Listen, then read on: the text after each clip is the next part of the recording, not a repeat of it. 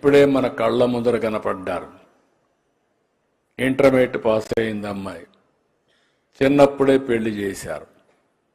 పెళ్లి చేస్తే దురదృష్టం భర్త చనిపోవడం, అక్కడి నుంచి ఏం చేయాలనో దిక్కుదిలిన పరిస్థితి, తల్లి ఆధారం.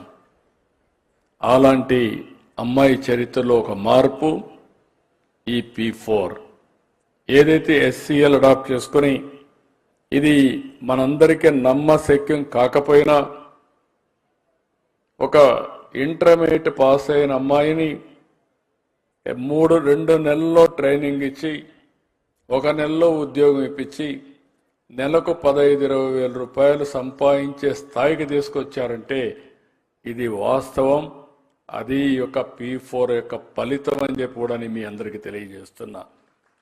ఆ అమ్మాయికి శక్తి ఉంది, తెలివితేటలున్నాయి, నేను కూడా పైకి రావాలనే ఆలోచన ఉంది. కానీ ఆ ఆలోచనని ఆచరణలో పెట్టడానికి దారి తెలియదు. ఆ సమయంలో మనం ఇచ్చిన కార్యక్రమం వల్ల SCL ముందుకు రావడం, 2 నెలలు శిక్షణ ఇవ్వడం, అక్కడి నుంచి ఆ అమ్మాయిని ప్లేస్మెంట్ ఇవ్వడం, ఈరోజు 15,000 రూపాయలు సంపాదించడమే కాకుండా ఆ అమ్మాయి భవిష్యత్తులో నేను కూడా ఒక మార్గదర్శి కావాలి, ఈరోజు నేను బంగారు కుటుంబం, భవిష్యత్తులో నేను మార్గదర్శి కావాలనే సంకల్పంతో ముందుకు పోతుందంటే అది ఆ అమ్మాయికి ఉండే విశ్వాసం అని చెప్పి కూడా నేను మీకు తెలియజేస్తున్నా. ఒకరిద్దరు కాదు, సమాజంలో అందరికీ ఇలాంటి కోరికలు ఉన్నాయి. అలాంటి కోరికలు ఉన్నప్పుడు వాళ్ళని ఏ విధంగా పైకి తేవాల్సిన అవసరం ఉంది. ఇంకొక కుటుంబాన్ని మీరు ఒకసారి చూశారు. ఆ కుటుంబంలో మీరు చూస్తే భార్యాభర్త ఏజ్ అయినా ఆరోగ్యం సరిలేకుండా కూలి పనులు కూడా చేయలేకుండా ఇబ్బంది పడే పరిస్థితికి వచ్చారు. ఈరోజు ప్రభుత్వం ఉంది. నేను అందుకనే మీరు చూస్తే చరిత్రలో ఎప్పుడూ ఇవ్వని విధంగా సంక్షేమ కార్యక్రమాలు ఇచ్చాం ఎన్డీఏ ప్రభుత్వంలో. ఈరోజు ఇక్కడ మామూలు కూడా కాదు, 64 లక్షల మందికి 4,000, 6,000, 10,000, 15,000 రూపాయలు పింఛన్లు ఇచ్చే ప్రభుత్వం. 33,000 కోట్ల రూపాయలు సంవత్సరానికి ఈ పేదవాళ్ళకి ఇచ్చే ప్రభుత్వం ఇది. అది కాకుండా పేదల సేవలో అని ఒక పేరు పెట్టి మొదటి తారీఖు వస్తే పేదల్ని గుర్తుపెట్టుకునే విధంగా ప్రభుత్వ యంత్రాంగం కానీ అందరినీ కూడా మీ దగ్గరికి పంపించి ఈ పెన్షన్లు డిస్ట్రిబ్యూట్ చేస్తున్నాం. ఇంకొక పక్కన మీరు ఒక్కసారి చూస్తే ఈ నెలలో అనేక కార్యక్రమాలకు శ్రీకారం చుట్టాం. ఆగస్టు 1వ తారీఖున పెన్షన్ల పంపిణీ చేశాం. అదే సమయంలో అన్నదాత సుఖీభవ, రైతులను ఆదుకోవడం కోసం 20,000 రూపాయలు ఇస్తున్నాం. 14,000 రూపాయలు రాష్ట్ర ప్రభుత్వం, 6,000 రూపాయలు కేంద్రం ఇస్తుంది. మొన్ననే 5,000 రూపాయలు రాష్ట్రం, కేంద్రం 2,000 కలిపి 7,000 రూపాయలు మీ అకౌంట్లో వేసాం. ప్రతి సంవత్సరం రైతులకు 20,000 రూపాయలు ఆర్థిక సహాయం చేసే ప్రభుత్వం ఈ ఎన్డీఏ ప్రభుత్వం అని చెప్పి నేను మీకు తెలియజేస్తున్నా. అది కూడా మొన్నే ప్రారంభించాం. ఇది అయిన తర్వాత ఇంకొక పక్కన మీరు ఒకసారి ఆలోచిస్తే తల్లికి వందనం మొన్నే ఇచ్చాం. పేద పిల్లలు చదివించలేక చాలా ఇబ్బంది పడతా ఉంటే, ఓసారి చదివించడానికి ఇబ్బందులున్నాయని పిల్లలే వద్దనుకునే పరిస్థితి వస్తూ ఉంటే జనాభా కూడా తగ్గిపోయే పరిస్థితి వస్తూ ఉంది. అందుకే తల్లికి వందనం తీసుకొచ్చాం. ఎంతమంది పిల్లలుంటే అంతమందికి ఇస్తా ఉన్నాం.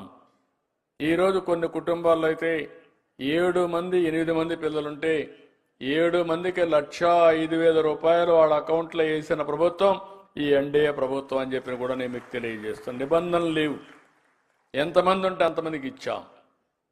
ఇది అయిన తర్వాత మీరు ఒకసారి చూస్తే, నిన్నే మీరు చూస్తే ఆడబిడ్డలందరికీ ఉచిత ప్రయాణం ఆర్టీసీ బస్సుల్లో. ఆగస్టు 15న మీకందరికీ ఆర్థిక స్వాతంత్రం ఇచ్చిన రోజు అది. ఒకప్పుడు మొబిలిటీ ఉండేది కాదు.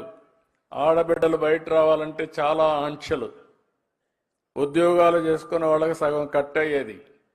ఇప్పుడు భర్త భార్య ఉద్యోగం చేస్తే కాస్తో కూస్తో భర్త ఆదాయం ట్రాన్స్పోర్టేషన్ కూడా పోతే నెట్గా మీకు మాత్రం ఎంత జీతం వస్తుందో అంత జీతం తీసుకునే పరిస్థితి తీసుకొచ్చామంటే అది ఈ ప్రభుత్వం చూపించే విధానం, మహిళల పట్ల ఆసక్తి.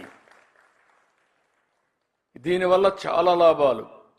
పిల్లలు చదువుకోవాలంటే, స్కూలుకు పోవాలంటే ఈజీగా పోవడం, ఇంకొక పక్కన ఎవరైనా వ్యాపారాలు చేసుకోవాలంటే వ్యాపారాలకి సులభతరంగా ప్రయాణ సౌకర్యం చేయడం, ఇంకొక పక్కన ఎవరైనా దేవాలయాలు చూడాలనుకుంటే ఇంట్లో కూర్చొని బోరు కొడితే దేవాలయం కూడా చూసి దర్శనం చేసుకుని మళ్ళీ ఇంటికి రావడం, ఇలాంటి అనేక వినూత్నమైన కార్యక్రమాలు. ఒక్క విషయం మీరు గుర్తుపెట్టుకోవాలి.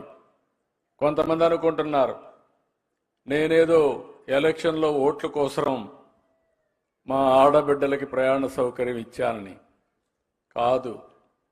ఈ మొబిలిటీ వల్ల ఆడబిడ్డలు బయట తిరగడం అలవాటైతే ఆర్థిక అభివృద్ధికి మీరే ప్రధాన సూత్రధారులు అవుతారనేది నా ప్రగాఢమైన విశ్వాసం అని చెప్పి కూడా నేను మీకు తెలియజేస్తున్నా. ఎన్నో సంవత్సరాలకు నేను ఒక మాట చెప్పాను. ఒకప్పుడు వంట చేయాలంటే చాలా కష్టంగా ఉండేది. వంట దగ్గరికి ఆడబిడ్డలైతే వంటింట్లోనే ఉండేవాళ్ళు. మా తల్లిని నేను చూశాను, ఇప్పుడు కూడా నాకు గుర్తుంది. అనారోగ్యం పాలయ్యే వాళ్ళ వచ్చిన పొగంతా కూడా మింగి, దేశంలో ఎవ్వరూ ఆలోచించిన సమయంలో నేను ఆ రోజు ఆలోచించి ప్రతి ఇంటికి ఉచిత గ్యాస్ సిలిండర్లు ఇచ్చాను.